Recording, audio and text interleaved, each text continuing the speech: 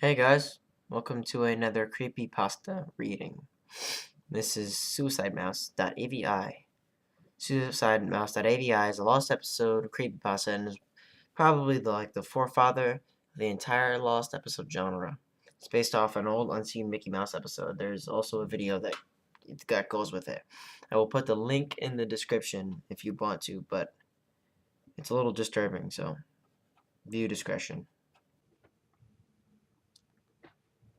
suicidemouse.avi. So, do any of you remember those Mickey Mouse cartoons from the 1930s? The ones that were just put out on DVD a few years ago? Well, I hear there's one that was unreleased to even the most avid classic Disney fans. According to sources, it's nothing special. It's just a continuous loop, like the Flintstones, of Mickey walking past 6 buildings that goes on for 2 or 3 minutes before fading out. Unlike the cutesy tunes put in, though, the song on this cartoon was not a song at all. Just a constant banging on the piano for a minute and a half before going to white noise for the remainder of the film. It wasn't the jolly old Mickey we've come to love either. Mickey wasn't dancing, not even smiling. Just kind of walking as if you or I were walking with a normal facial expression.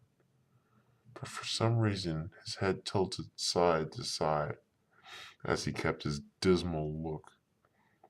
Up until a year ago, everyone believed that after it cut to black, that was it. When Leonard Moulton was reviewing the cartoon to be put up in the complete series, he decided it was too junk to be on the DVD, but wanted to have a digital copy due to the fact it was a creation of Walt. When he had digitized the version up on his computer to look at the file, he noticed something. The cartoon was actually 9 minutes and 4 seconds long. This is what my source emailed to me in full. He's a personal assistant of the higher executives of Disney and acquaintances of Mr. Moulton himself. After it cut to black, it stayed like that until the 6th minute, before going back to the Mickey walking. The sound was different this time. It was a murmur. It wasn't a language, but more of like a gurgled cry. As the noise got more indistinguishable and loud over the next minute, the picture began to get weird. The sidewalk started to go in directions that seemed impossible based on the physics of Mickey's walking, and the dismal face of the mouse was slowly curling into a smirk. On the 7th minute, the murmur turned into a blood-curdling scream, the kind of scream painful to hear. The picture was getting more obscure. Colors were happening that shouldn't have been possible. At the time, Mickey's face began to fall apart. His eyes rolled up to the bottom of his chin like two marbles in a fishbowl, and his curled smile was pointing upward on the left side of his face. The buildings became rubble, floating in midair, and the sidewalk was still impossibly navigating in warped directions, a few seeming inconceivable with what we as humans know about direction.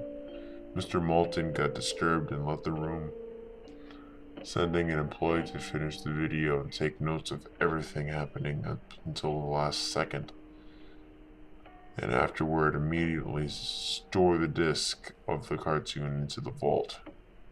This distorted screaming lasted until 8 minutes and a few seconds in, and then it abruptly cuts to the Mickey Mouse face at the credits of the end of every video with what sounded like a broken music box playing in the background.